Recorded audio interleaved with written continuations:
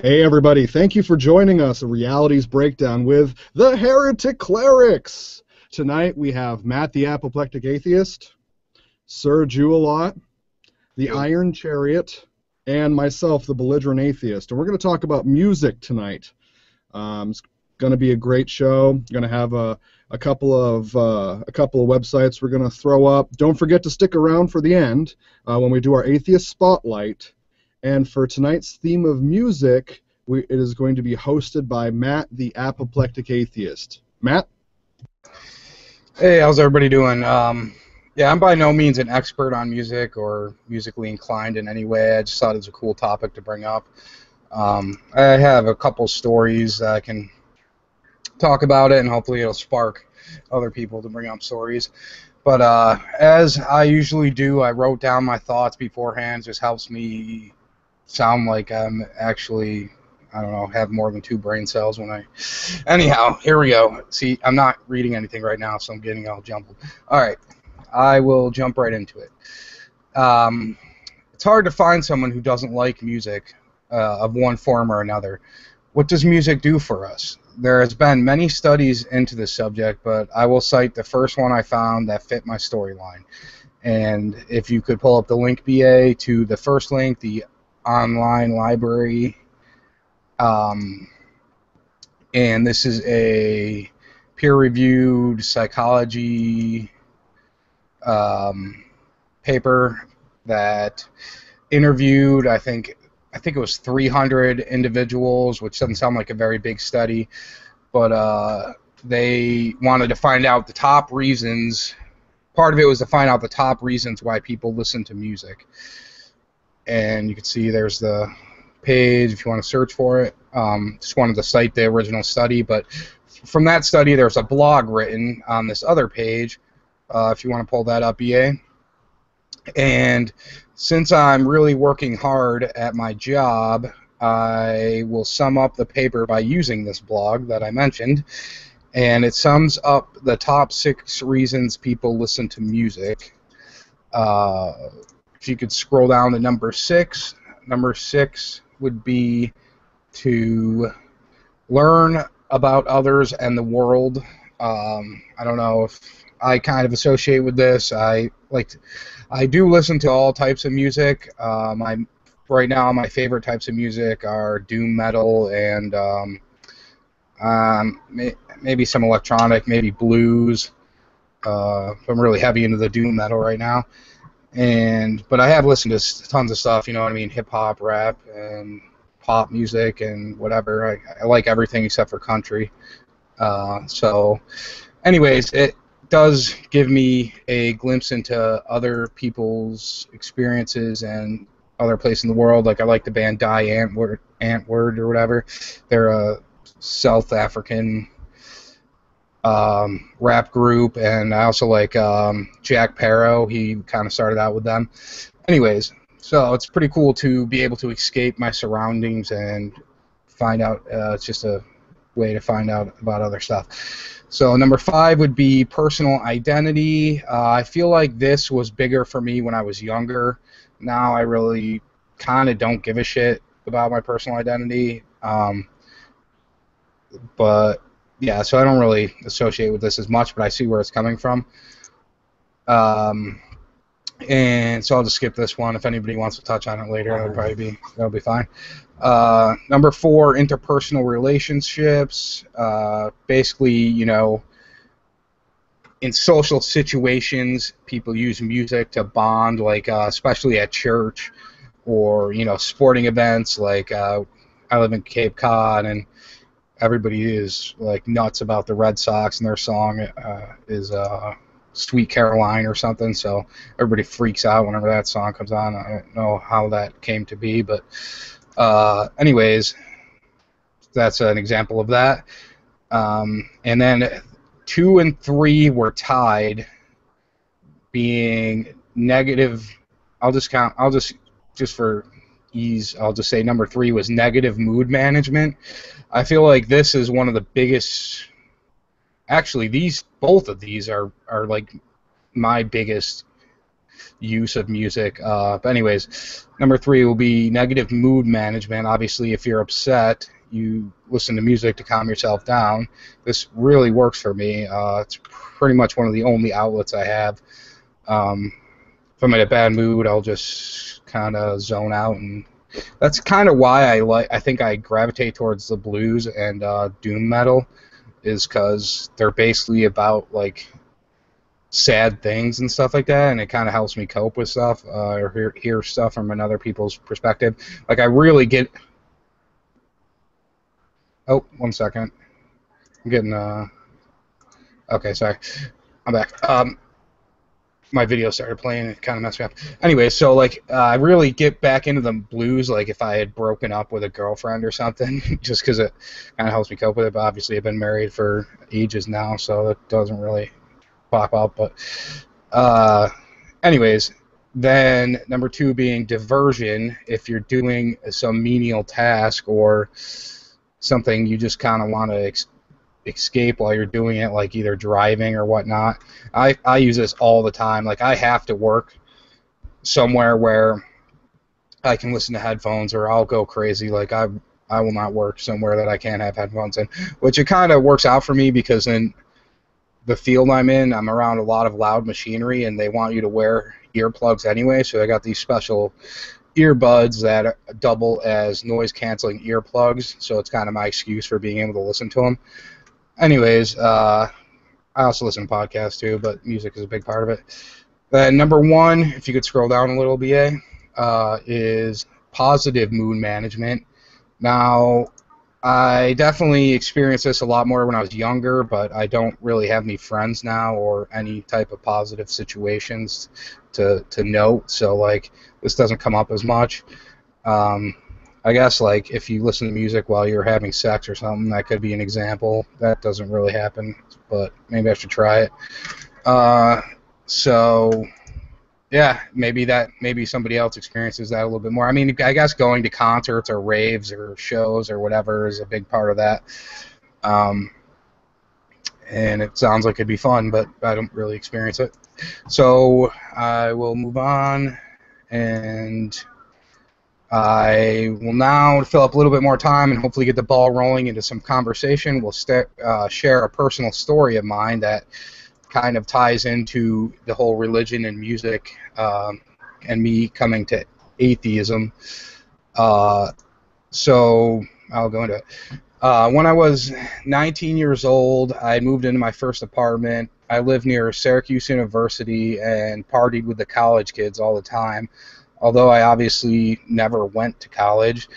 Around this time, I was heavily into electronic music, and I loved drum and bass. I DJ'd as a hobby in my bedroom and was becoming decent enough to venture into public with it.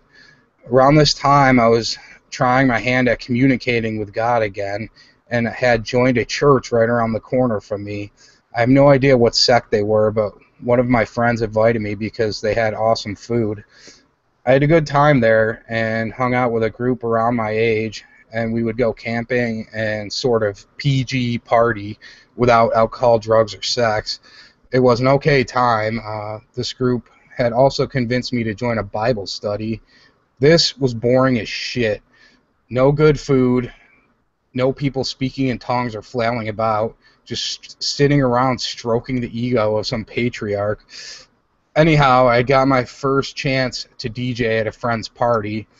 I mean, it wasn't anything groundbreaking, just a small house party. They did have some good Coke and a bottle of laughing gas, but meh. This invite came early in the day. I was supposed to attend a Bible study later that night. I told my Bible friends as soon as I got the invite that I couldn't make it, and they didn't really respond.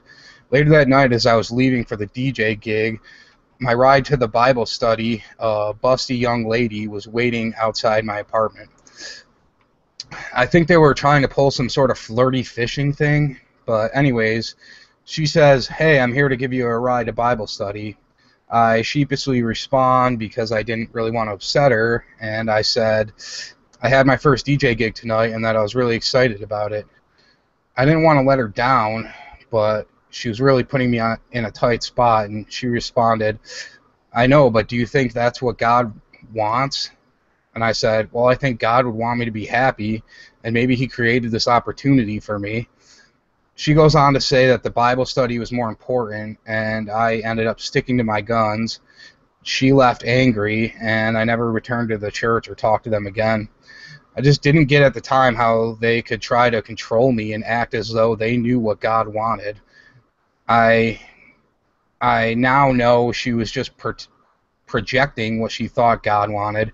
Anyhow, the party was fun as hell, and I have a few really good stories from that night. A lot better than sitting Indian style for 3 hours listening to some D-bag. So that's just a little story I wanted to share. But that's all I got now, so you guys got anything? Yeah, I liked your story, man. It's that projection is very common, and I was hoping the end of the story that you would have gotten some. I'm going to be honest with you. I was hoping that you two were going to go off into a closet somewhere and get a little religious, if you know what I'm saying. I was hoping for that too, but I mean, clearly wasn't working out, so whatever, fuck it. Well, I could tell that that's what you wanted, because you're like, well, this busty woman, she was my ride, and she came and picked me. I could hear it in your voice. That is kind of disappointing, though. Yeah, what are you gonna do? I mean, I definitely had enough other stuff going on at the time, so. Yeah, you had all kinds of sexless, drugless, alcoholless parties, man. Those aren't parties. Come on, man. No, the party I was going to had all the drugs. The Bible studies were the sexless, shitty things. So I wasn't that upset that I was ostracized from them at that point. Oh man, that's kind of lame. To go back to the article that you posted about the 6 points, you talk about negative and positive mood management. I do that a lot as well. Not necessarily with positive mood management to manage my positive mood down per se, which is kind of the impression that I got even with the explanation. The title kind of eludes me a little bit. But a couple of artists that I've listened to that we can put in the link in the description below. We can put all these in there. But a couple of the artists that I've listened to that I really love, atheist artists, are Blasphemy. He's a rapper from Florida, very quick in his style. He had influenced like Bone Thugs and Harmony and some of the other rappers. Another one was Maynard James Keenan. He's obviously Tool, A Perfect Circle, which have very anti-religious messages, and then also a newer band of his was called Pussifer, and we can put the links in the description below as well. Very much, all of those have very much a similar sound and a similar message, even though the music is different. But I've used Tool and A Perfect Circle to manage some of those troubled teen years where you're going through all of your emotional management, much like you were talking about. Some of those were what I used to try to work through those emotions and to kind of figure myself out and kind of get in there to kind of get to where I am today. Yeah, I was checking out that first guy you mentioned. What was his name again? Blasphemy, Blastfome. Yeah, he's a really fast rapper. I don't know. He definitely needs some more support. Yeah, I never really got into Tool. Like, their videos were crazy. I tried to get into them more recently, but I think around that time I was into like really like death metal, like 6 Feet Under and stuff like that. So I basically liked anything that like was freaky and nobody else liked and was kind of scary. And Tool was kind of on that verge but I don't know, for some reason I never got that into them. that was in my young teens, but I don't know. doesn't really tie into atheism. I guess it does kind of, because the whole death metal thing kind of made me think about death a lot. And then one of the biggest things that made me think was like Black Sabbath, which isn't really, I mean, it didn't really make me think about religion, I don't think, but it just made me think a lot, like about like fantasy type situations, like, you know what I mean, dragons and whatever, fairies and like Iron Man and stuff like that. It just helped my creativity and helped me think outside the box, I think, especially when I was stoned. But I don't know. What do you guys got? I mean, Tool did have that kind of anti-religious message, but A Perfect Circle was much more that way for sure. I mean, look at Judith. I mean, just the song Judith in and of itself is very anti-religious. I mean, it's very, anti-pedestal, if you will, anti-deity. Very self-promoting song. So, I mean, that kind of stuff. Yeah, exactly. And I'm curious to see what everyone thinks about how secularism, humanism, atheism, and music, not just music as a personal affiliation throughout growth and all the different bands you've listened to, but I'm wondering how, if there is any stories here where secular music specifically, and I know that most music is secular unless it has religious undertones. That's not the point that I'm making. I'm talking specifically like anti-religious music, how that has affected each one of us in our journey and how it continues to support us today, if at all.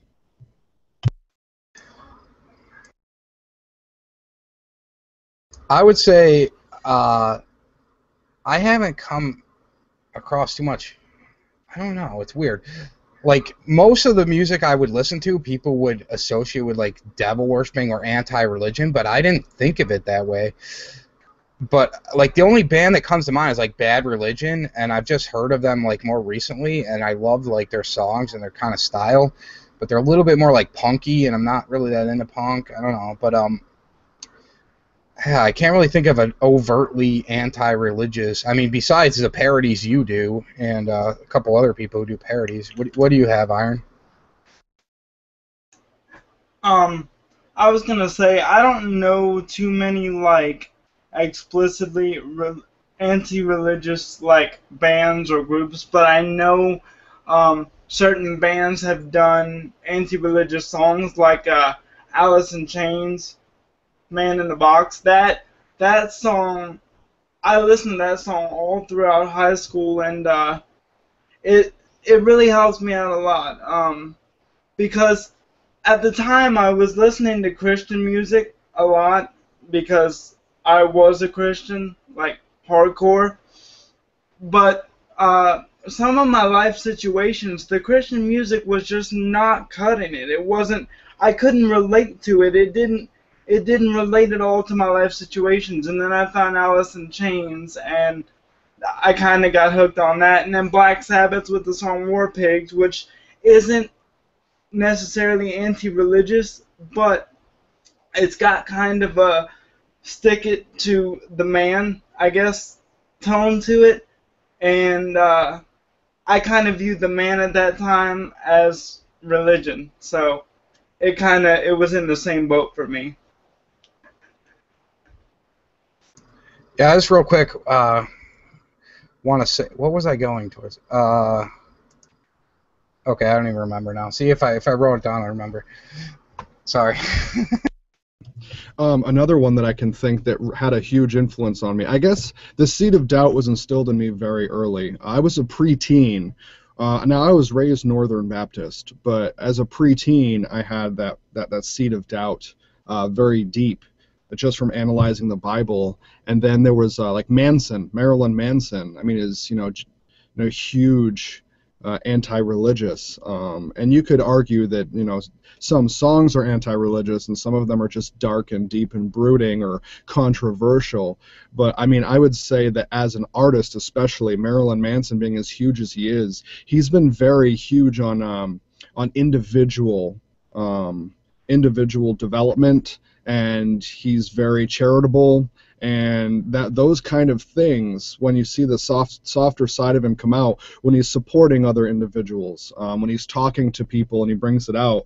And that was kind of one of the earlier examples, non-scientific, but kind of an earlier atheist artist that I'd observed, specifically atheist, doing good for others and paying it forward, in spite of the criticism, in spite of the hatred.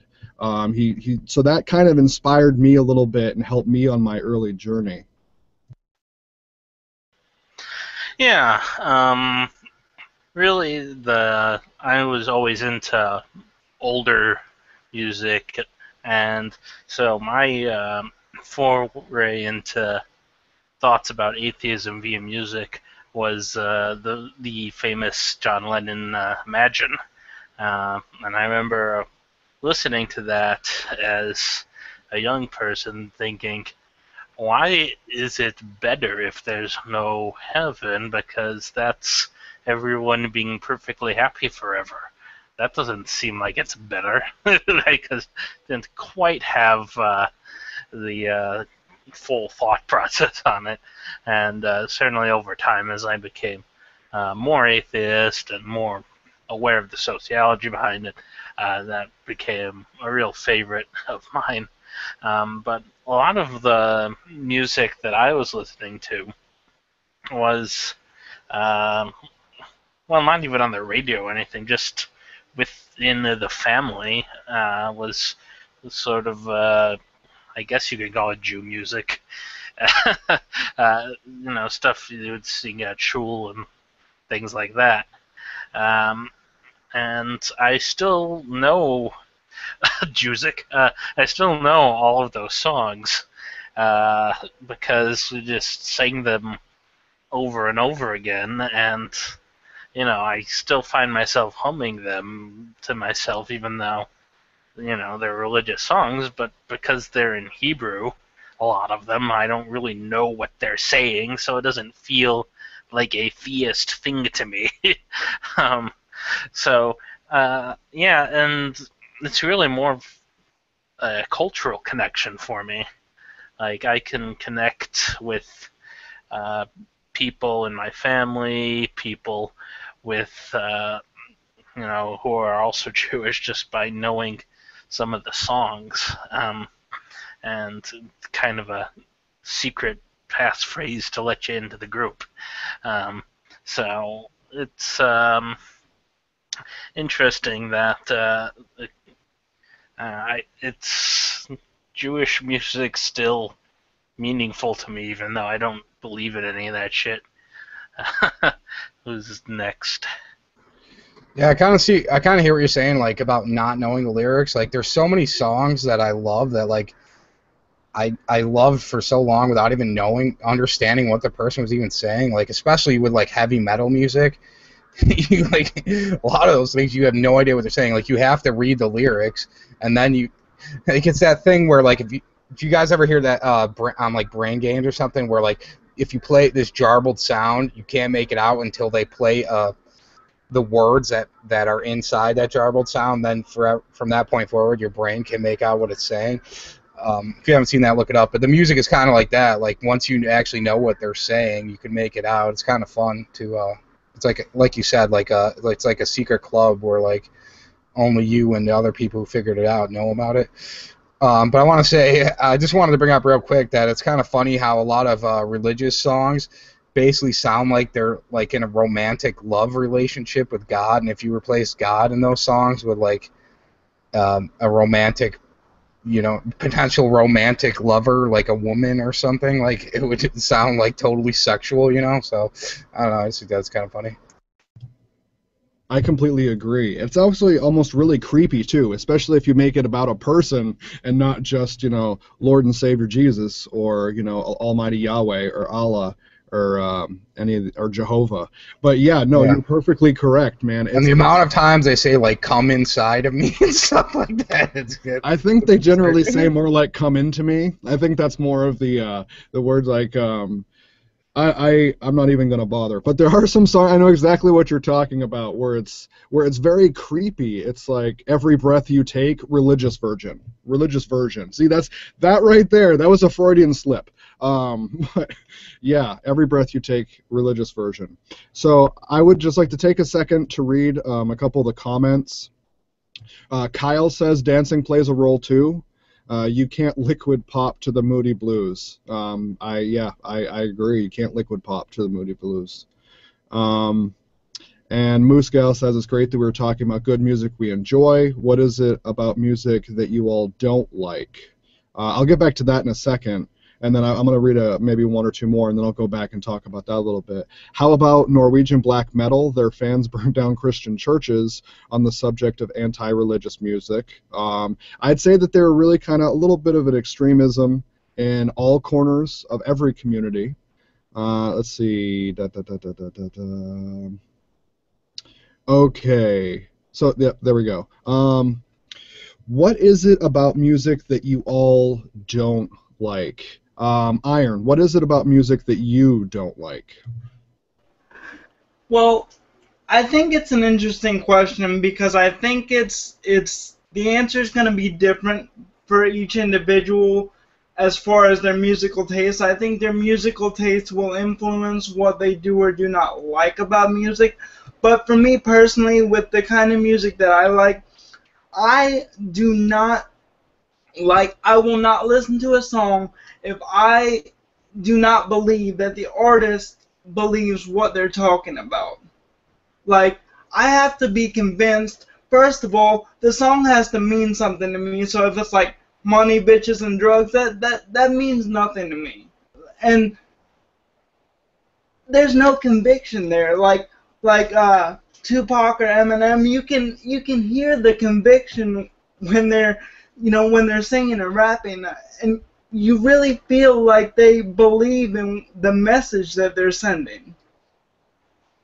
Okay, so on the side of like gospel music, let's say, just to kind of enumerate your point a little bit, if in gospel music they're really believing their point, does that meet the criteria for music that you like? Well, first of all, I wouldn't say that's the criteria for music that I like, but I would say that's the criteria for music that I'm willing to give a chance. But as far as gospel or any religious music goes, I don't believe a lot of the songs. I don't believe that they believe what they're saying, or that they're saying it with a strong conviction, because a lot of those songs are recycled like over and over. Like, I know a lot of gospel songs that have been redone, in recent years, that were done in the 60s, 70s, and 80s. So, I mean, I'm not saying it's not possible for somebody to remake a song and sing it with conviction, but the lyrics of most gospel music just seems empty to me. Whether or not they believe in God, the lyrics just seem empty.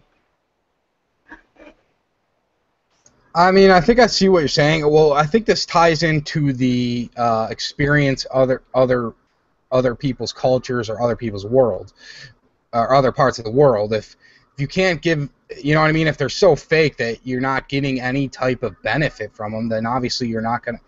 You know what I mean? It's kind of like, I don't know how to describe it, but I think it kind of ties in with that. But I wanted to bring up really quick, I don't know if you had mentioned that a lot of the gospel songs are a rehashing of old songs, and that is one thing that kind of bothers me, especially if it's blatant and like, I don't know. But we're running out of songs at this point. But anyways, I wanted to bring up the 4 chords or whatever, that thing in music where like every song, almost like every song ever made is like these 4 chords, and people have made, I don't know, have you guys seen that? People have made like YouTube videos like transitioning from one song into another, and they all sound the same, and it goes from pop to rock to everything. I'm, like I said, I'm not really I'm not really intelligent on music, but I don't know if you guys heard about that. I've kind of seen the video where this guy, and I can't remember his username, I wish I could, but he takes 6 different country songs and he overlaps them together. It wasn't Audacity they used, or something else, but and he just took the words from different segments and he put them in acoustic segment order, and it went all the way through perfectly, and all the choruses lined up perfectly, and the voices sang over each other, but it was the same chord progression. So I think I know what you're saying. Yeah, I seen one where the guy actually chopped the songs together. It was all completely different songs, but they flowed perfectly. Like you couldn't even tell you thought it was all the same song. Oh yeah, no, I knew. I see what you're saying, and yes, there are aesthetically appealing chords and chord progression that that are just appeal to us more than any other and would make us want to listen to our song. It's that catchy tune feeling that you get when you're listening to something, and it sticks because of that chord progression up and then back down in synchronous, and not in synchronous, in harmony and such. I just shared this link. I don't know if you want to share it, but this is the first thing I was talking about. This 73 songs you can play with the same 4 chords, and it's like an industry standard, basically. Like, people know about this. Like, if you want to make a hit song, you do this chord progression, basically. All right, hold on. Let me pull it up real quick, and then I can read it to everybody. All right. Yeah, E, B, C sharp, and then A. And then there are 73 songs that play with that progression, including Journey, Don't Stop Believin', You're Beautiful, Black Eyed Peas, Jason Mraz, Train, The Calling, Elton John. Yeah, you know what? Now that I see this list together, I actually kind of feel it. Like, yeah, I just wanted to give people some homework to check that out if they haven't heard of it yet. It's hilarious, dude. Like, yeah, sure. I'll leave it up for a second. You can pause the video and go to the website. You can type it in. We can also put a link in the description below afterwards if you guys want to look at it. No, but I'm in complete agreement with you, man. There's certain sounds that just work better. I would like to take a second though and read a joke from one of our faithful followers, Moose Gal. She says, "Which band is the favorite of atheists?" Any guesses? I guess the answer is in the chat. But which band is the favorite of atheists? Faith No More. Faith No More is the favorite of atheists. yeah, they have that cool song. What was that? What was that song like? What is it about, or something like that? How does it go? Also, fuck Faith Hill. Okay. No, I don't know which song you're talking Because about, of the man. faith word, anyways. Are you talking about like epic or superhero? Yeah, or I think it might be Epic. Yeah. Anyways, all right, yeah.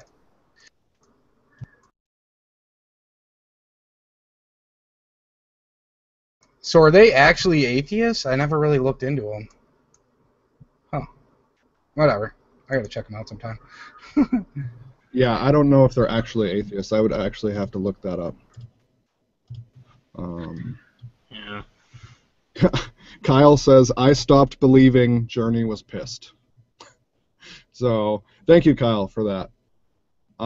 If no one has anything else, I think it's about time to move on to our next segment, unless the clerics are against it. But does anyone else have anything before we move on to our next segment?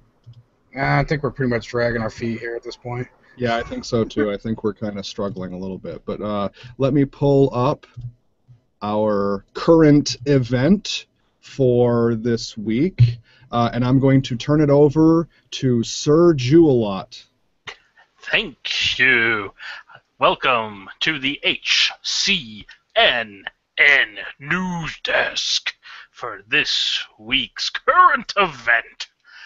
There is a marching band in a high school in Mississippi that has been told that they may not use Christian hymns or have Christian people talk at the halftimes of their football games because they're a public school, goddammit.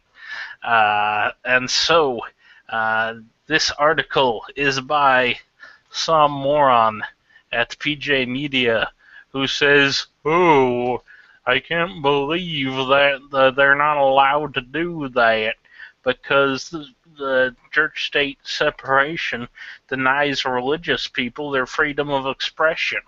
You know, because idiots come in all shapes and sizes. And so the idea here is that just because everyone in the community happens to be Christian, as they are in the vast majority of localities in this nation, doesn't mean that the government gets to be Christian just because everyone else out there is Christian. Um, and so the argument in this article is, wow. They have all of the keywords, oh, it's activist judges because they're not doing what we want them, stupid shit like that.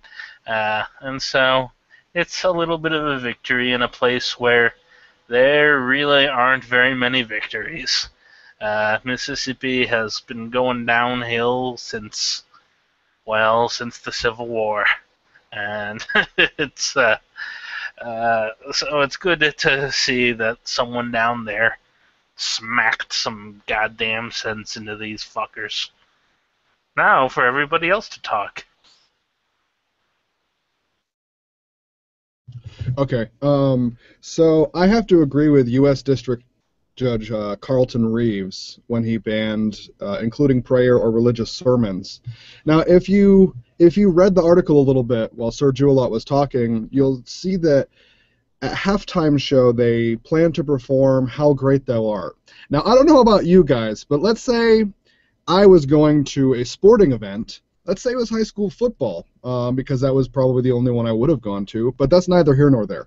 So let's say I'm sitting at a high school football game, halftime comes up, and then I hear, "How great thou art, I sing my soul." That's ridiculous, man. I don't want to hear that crap. It's depressing. It's slow. It doesn't keep the upbeatness of the game. I think it kills motivation altogether. So if nothing else, besides the separation of church and state, besides all the upholding of that basic fundamental right we all have constitutionally, I just think that even if it wasn't for that, it's too damn boring to have to sit there and listen to that. It just kills the mood.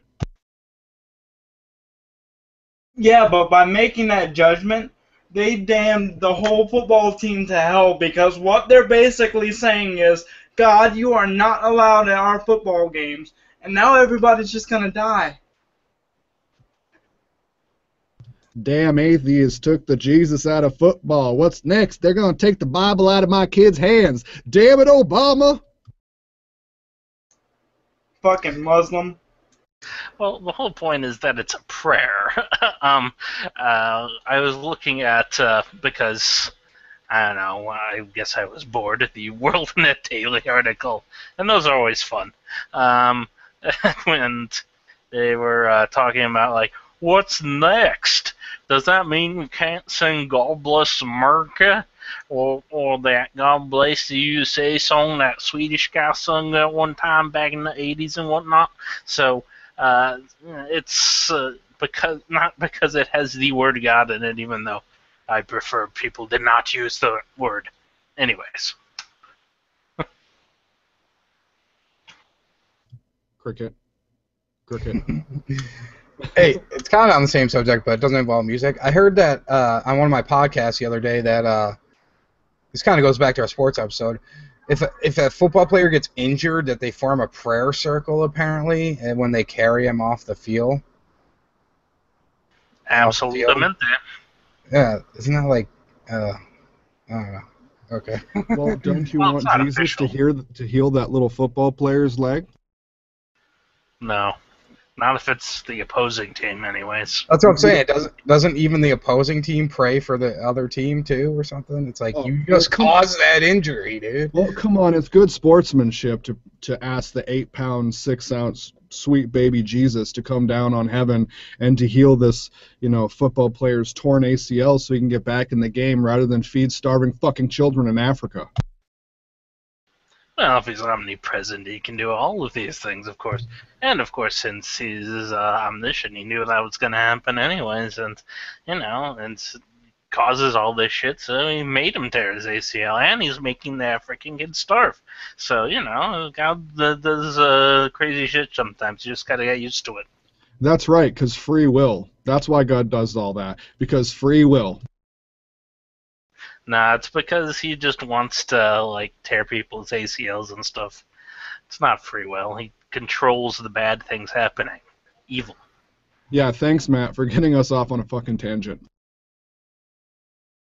it's never a tangent on an atheist show to, fuck up God some fucking much as we fucking do some fucking times. So I I could see the other guys cracking up. Anyways, I think the takeaway here for this story is that people don't know their rights and are really stupid in general.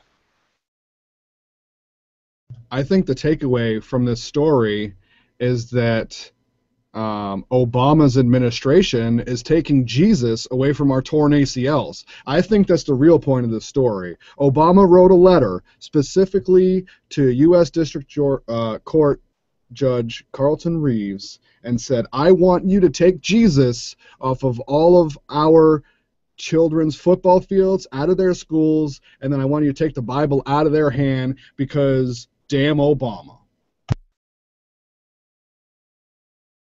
Okay, that was actually a tangent. All right, so I think that we're ready to go on to our next segment, which is our Wheel of Scripture.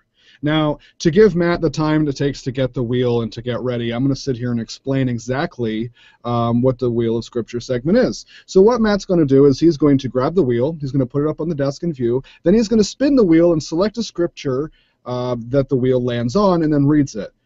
Spoiler alert, it's probably Leviticus. We may have thrown some other ones in there, but I'm pretty sure it's going to be Leviticus. We'll see if my prediction holds true. I think Matt just disappeared for a second, but it's time for the Wheel of Scripture. Matt, are you ready? Yeah, sorry, I was trying to catch Tico. I was going to have him help me. Yeah, okay, so I'm pretty sure this is going to be Leviticus, but I think we should anyways spin the wheel.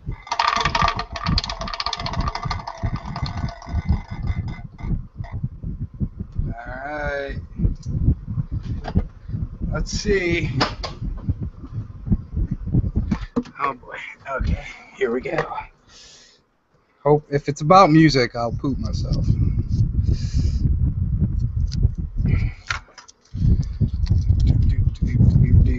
Oh, dude.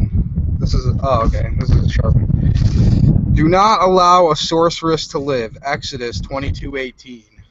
That's a pretty popular one. I'm surprised we got something from Exodus in there. That's a little bit of a surprise. Yeah, it's a good one, too. That's a doozy.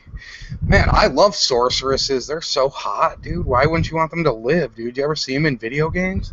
Well, that's just because the misogyny of the patriarchy is why sorceresses are so hot in video games.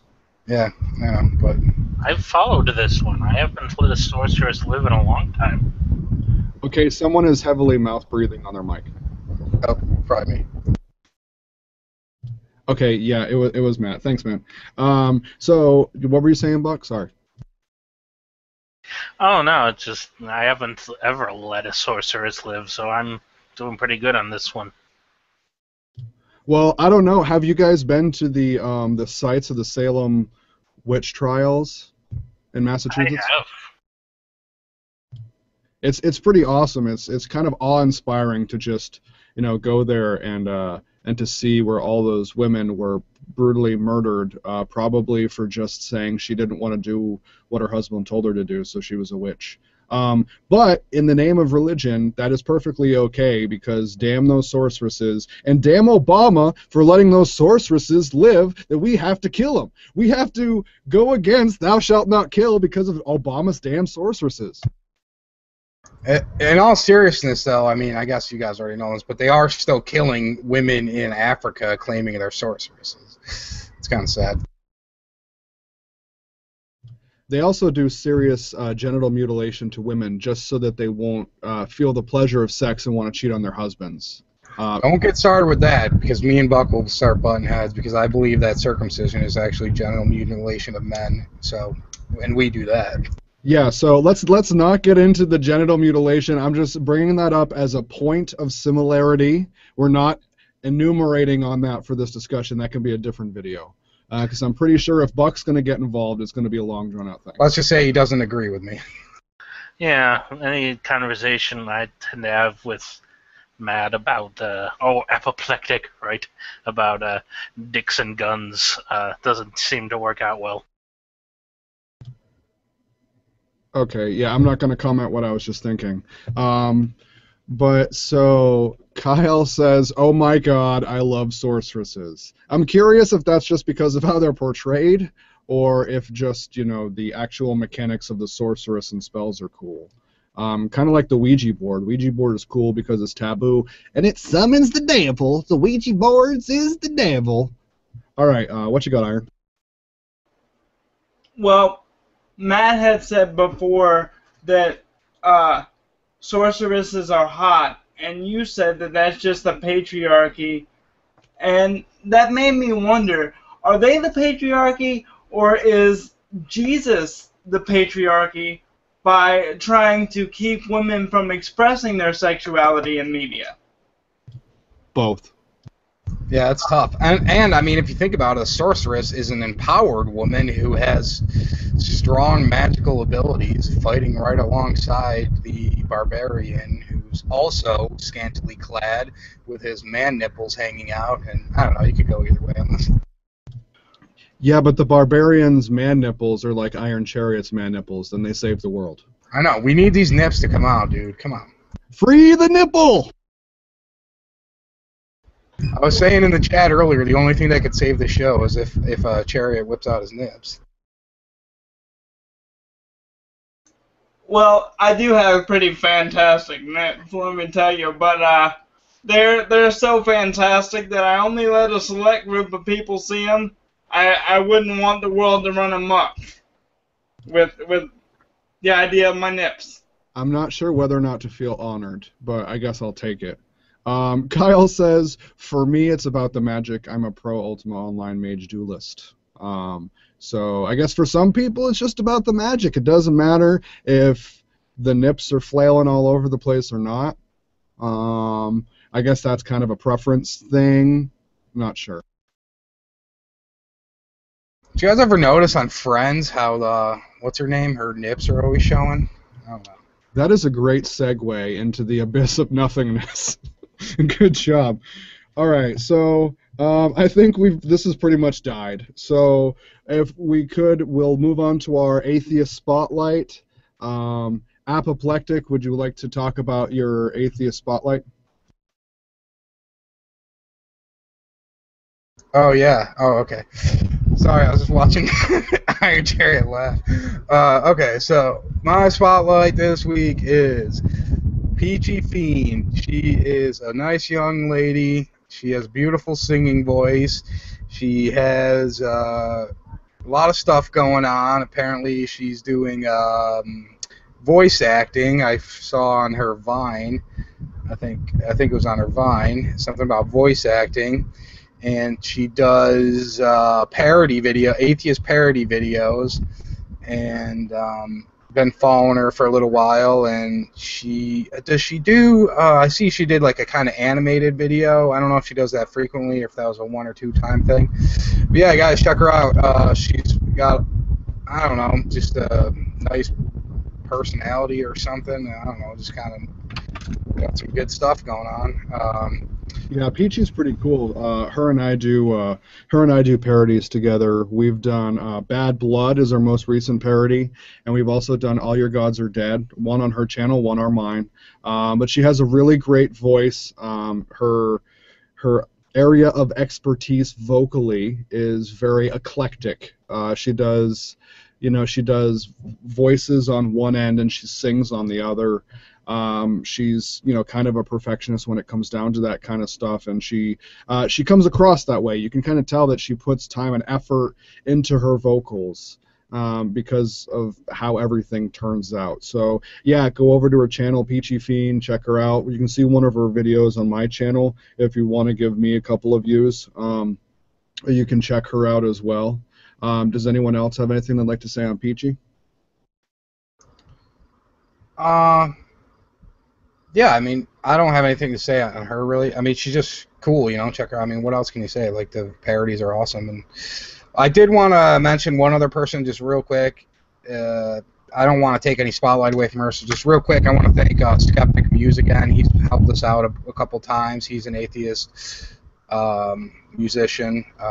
So, yeah, check him out, too. Peachy Fiend, come to our show. Yeah, Peachy, come on the show. Peachy Fiend will be highlighted on the right-hand side of the Heretic Clerics channel. She's going to be right up at the top as our newest Atheist Spotlight. So you can go check out her stuff during or after the video. Do you know how she got her name, by any chance, since you kind of know her more than us? Oh, she really likes peaches. Oh, makes sense. It's not even quite as complicated as that, and I believe it might have something to do with her red hair as well. The kind of the tint of the hair kind of adds to that. But no, she loves peaches. That's kind of where that comes from. But yeah, hop on over, check out her work, check out her parodies, check out my parodies with her. She's just really great personality, character. We'd love to have her on the show if she'd like to jump on over. To kind of cap this off. We talked about music tonight. We talked about several bands, including Marilyn Manson. Yeah, so we just got a note in the chat, millions of peaches, peaches for me, and I had to sing it just because now it's stuck in my head. So, yeah. Oh, sorry. Apoplectic, did you have something you wanted to say? Well, I just wanted to just joke around a little bit more if you guys are up for it. I mean, I don't know. But if we gotta go, we gotta go. I just love our time together, you know? We never have to go. No, I love our time together too, but I think we've just about run out of content here. I'm not going to keep everyone sticking around just for a bullshit session with the Heretic Clerics live. So we talked about music tonight. We talked about bands such as Marilyn Manson, Maynard James Keenan's bands, Tool, A Perfect Circle, and Pussifer. We talked about Black Sabbath. We talked about doom metal. We've talked about several other bands. We highlighted Peachy Fiend. And unless anyone has any other closing remarks, east, west, north, south from everybody, yes or no? We got a closing. Okay, no one else has anything to say. I would like to say thank you to everyone for showing up tonight. Really appreciate you guys stopping by. And I'm going to say to everyone from all of us, deuces.